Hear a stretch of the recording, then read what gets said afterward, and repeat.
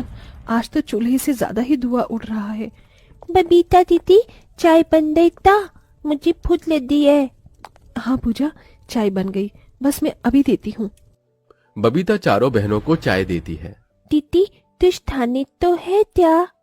हाँ पूजा, रात की बासी रोटी रखी है, खाएगी? हाँ, दे दो दीदी। तभी पूजा की देखा देखी 7 साल की सोना भी भूख से छटपटाते रोटी मांगती है। दीदी, मुझे भी एक रोटी दे दो। रोटी तो अब नहीं है सोना। तभी पूजा अपने में से आधी रोटी सोना को दे देती है। ये लो छुना दीदी, तुम इसमें से खा लो। मेरी प्यारी बहन कितनी समझदार हो गई। मैं पिताजी को चाय देकर आती हूँ। अपने पिता को ढूंढते हुए बबीता अपने गरीब झोपड़ी के बाहर आती है, जहां सुदामा अपने आंगन में बोए गए पेड़ पौधे में पानी दे रहा था। पिताजी, मुझे पता था आप यही होंगे। हाँ, वो पौधे मुरझा गए थे ना, तो उन्हें ही पानी दे रहा था बिटिया। क्या पिताजी, इतना लगाव तो आपको अपनी 5 बेटियों से भी नहीं जितना इन बेजान पेड़ पौधों से है। ऐसा नहीं है बेटा, पेड़ पौधों में भी जान होती है।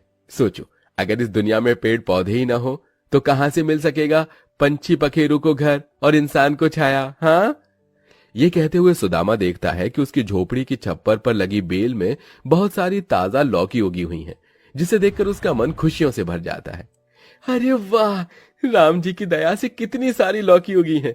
पता है बबीता बिटिया, तेरी अम्मा बहुत ही बढ़िया लौकी के कोफ्ते बनाती थी और जाते जाते अपने हाथों का स्वाद तेरे हाथों में दे गई। मैं तोड़ कर लाता हूं, आज नमक रोटी नहीं खानी पड़ेगी, आज तरकारी खाएंगे। इस दुनिया की कैसी बदहाली है, जहां एक अमीर करोड़ों कमाने के बाद भी सारी जिंदगी और कमाने की होड़ में रहता है, वहीं गरीब की आरजू तो बस इतनी सी होती है कि वो परिवार के साथ बैठकर चैन से 2 वक्त की रोटी खा सके। वो लौकी जैसे उस गरीब पिता और उसकी 5 बिन मां की बच्चियों के लिए खुशी भरा सौगात लेकर आई थी, पर किसी को कोई अंदाजा भी नहीं था कि अगले पल छिन क्या घटने वाला था। अरे बबीता बिटिया, धानी बिटिया, यहाँ तो पूरे छप्पर पर लौकी ही लौकी है। कई दिन तक खाएंगे तो भी नहीं सादेगा। बाबा, छप्पर के दूसरे हिस्से पर मत जाना, वो बहुत ही कच्चा है, नीचे आ जाएगा। तभी एकदम से छप्पर टूट जाता है और बेचारा गरीब सुदामा फिसल कर मुंह के बल ऊंचाई से नीचे गिरता है। उसके सिर में बहुत खून बहता है। आ आ आ हे राम, ये क्या कर दिया तूने मेरे साथ?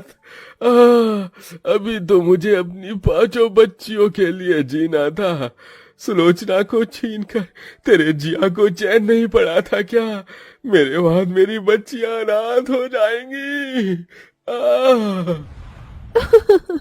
ऐसा मत कहिए पिताजी, आपको कुछ नहीं होगा। 5 अपने पिता को अस्पताल लेकर जाती तो हैं, मगर समय से इलाज न मिलने के कारण उसकी मौत हो जाती है। एक ही पलछिन में 5 बहनें अनाथ हो जाती हैं। यहां तक कि दुख की उस घड़ी में कोई उनकी मदद नहीं करता। सबको बिना खाए 2 दिन गुजर जाते हैं। बबीता, गीतिका, पूजा, धानी और सोना सब भूखी थी। दीदी, भूख लगी है, कुछ खाने को दे दो।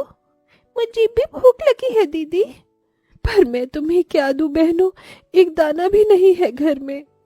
पर उनके लिए इतना ही दुख कम नहीं था कि उस रात तूफान के झोंके से उनका इकलौता आसरा वो झोपड़ी भी टूट जाती है।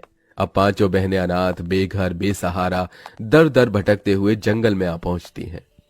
दीदी, क्या हम यहाँ रहेंगे? हाँ पूजा, अब से ये जंगल ही हमारा ठिकाना है। तभी 5 को किसी के करहाने की आवाज आती है। बचाओ, बचाओ, कोई बचाओ। दीदी, आपने आवाज सुनी? जैसे कोई हमें मदद के लिए पुकार रहा है। चलो चलकर देखते हैं। जैसी 5 आगे आती हैं तो एक बहुत बड़ा गड्ढा देखती हैं, जिसमें एक जादुई लौकी उन्हें दिखती है, जिसका इंसानों की तरह हाथ, पांव, नाक, मुंह था और वो एक जाल के अंदर फंसा हुआ था, जिसकी वजह से वो निकल नहीं पा रहा था। मुझे लगा आज तो मैं मर ही जाऊंगा। अच्छा हुआ जो तुम 5 चले आई। अब देख क्या रही हो, जल्दी से मुझे बाहर निकालो। जादुई लौकी को इस तरह से इंसानों की तरह बतियाते देखकर 5 बहनें बड़ी बड़ी आंखें किए एकटक उसे ही ताकती हैं। अले बाबले, ये कैची जादुई लौकी है, कैची पटर पटर बोलता है। 5 गरीब अनाथ बहनें लौकी को जाल से आजाद कर गड्ढे से बाहर निकालती हैं। तुम बहनों का बहुत बहुत धन्यवाद। तुमने मेरी मदद की है, कहो मैं तुम्हारी क्या मदद कर सकता हूँ? तभी बबीता अपनी चारों अनाथ बहनों का मुरझाया हुआ चेहरा देखकर बोलती है। जादुई लौकी, हमने 2 दिन से कुछ भी नहीं खाया है, क्या तुम हमें थोड़ा सा खाना दे सकती हो? अभी लो, आब्राकाडाब्रा, गिली गिली छू, 56 भोग की थाली हाजिर हो जा तू। जादुई लौकी के ये कहते ही रोशनी के साथ खाने से भरी थाली उनके सामने आ गई। पांचों हबड़ हबड़ कर खाने लगती हैं। अरे वाह, ये खाना कितना स्वादिष्ट है, एकदम अमृत जैसा। हाँ, आज तो दावत हो गई। पांचों बहनें प्लेट भरकर खाती हैं। तभी बबीता छलकते आंसुओं से कहती है। तुम्हारा बहुत बहुत धन्यवाद जादुई लौकी, तुम्हारी वजह से आज हम इतना स्वादिष्ट भोजन खा पाए हैं, जिसे हमने गरीबी में कभी देखा भी नहीं था। तभी गीतिका अपने मैले कुचैले कपड़ों को निहारते हुए बोली। जादुई लौकी, देखो ना, हम पांचों के कपड़े कितने गंदे हो गए हैं। तुमसे एक गुजारिश है, क्या तुम हमें नए कपड़े दे सकते हो? तभी एक बार फिर जादुई लौकी सुनहरी रोशनी से चमचमाती है और पांचों के सामने ढेर सारे सुंदर कपड़े प्रकट हो जाते हैं। पर बबीता का मन अभी भी उदासी से भरा था। क्या हुआ बबीता, तुम चिंता में क्यों हो? क्योंकि हमारे पास रहने के लिए कोई ठिकाना नहीं है, क्या तुम हमें एक घर दे सकते हो? जब मैं हूं तो घर की क्या जरूरत है? ये कहते हुए जादुई लौकी एक बड़ा विशाल लौकी घर बन जाता है। अरे बाप रे, ये लौकी तो बड़ा अनोखा है। खाना मांगो तो खाना देता है, कपड़े मांगो तो कपड़े, और घर भी बन जाता है। पांचों लौकी के घर अंदर आ जाती हैं, जहां वो मीठी नींद सोती हैं। जहां गीतिका, सोना, पूजा और धानी तो सो जाती हैं, मगर बबीता अभी दुविधा में थी।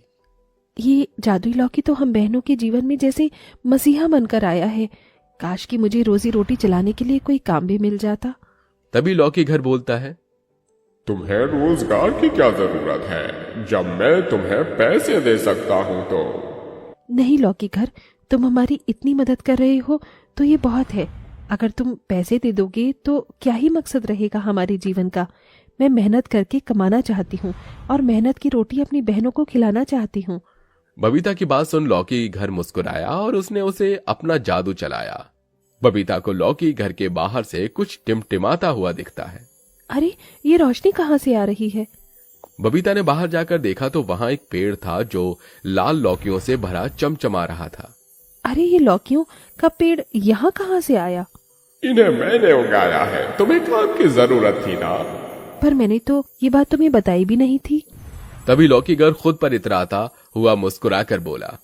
मैं जादुई लौकी हूँ, मन की बातों को भी फट से जान जाता हूँ, और अब से तुम इन जादुई लौकियों से हलवा पकौड़े जो चाहे बनाकर बेचो। तभी डबडबाई आंखों से बबीता ने कहा। एक बार फिर से तुम्हारा बहुत बहुत शुक्रिया जादुई लौकी घर, तुमने एक पिता की तरह छत बनकर मुझे और मेरी बहनों को सहारा दिया है। अब अगले दिन से बबीता, गीतिका और धानी जादुई लौकी का हलवा पकौड़ा भाजी बनाकर बाजार में बेचती। लोग बड़े चाव से लौकी खाते, जिससे अनाथ बहनों की अच्छी कमाई होती। सब कुछ खुशहाल ही चल रहा था कि एक दिन जंगल में एक जादूगर आया। उसके पैरों की धम धम की आहट से लौकी घर डर के मारे मुंह बिचकाकर बिलक बिलक कर रोने लगा। क्या बात है लौकी घर, तुम रो क्यों रहे हो? क्योंकि अब मुझे वो लालची जादूगर ले जाएगा। मैं तुम बहनों से अलग नहीं होना चाहता। पर वो जादूगर तुम्हारे पीछे क्यों पड़ा है? क्योंकि वो जादुई लौकी से अपना लालच साधना चाहता है और धनी होना चाहता है। तुम डरो नहीं जादुई लौकी, उस जादूगर को आने दो तो। थोड़ी देर में जादूगर अनाथ बहनों के जादुई लौकी के घर के पास आ धमकता है। सुनो लड़कियों, क्या तुमने इस जंगल में किसी अजीब सी लौकी को देखा है? नहीं तो, हमने किसी लौकी को नहीं देखा। तभी जादूगर की नजर लौकी घर पर पड़ जाती है। ये घर तो लौकी के समान लगता है, तुम पांचों ने ये घर कैसे बनाया? कुछ दिन पहले इस जंगल में एक तपस्वी बाबा आए थे, हमने उनकी मदद की तो बदले में उन्होंने हमें ये लौकी घर बना कर दिया है। धानी के इस जवाब से जादूगर असंतुष्ट भरे मन से लौकी घर को निहारता हुआ जंगल से चला जाता है और लौकी घर गहरी सांस भरते हुए कहता है। धन्यवाद, तुमने मुझे उस लालची जादूगर के हाथ पड़ने से बचा लिया। तुमने भी तो बुरे वक्त में हमारी कितनी मदद की है जादुई लौकी घर, तुम्हारे उपकारों को हम कैसे भूल सकते हैं। और ऐसे छल कपटी को छल भरे अंदाज से ही जवाब देना चाहिए। उस दिन के बाद से जादुई लौकी उन 5 अनाथ बहनों के संग एक परिवार के हिस्से की तरह बनकर रहने लगता है।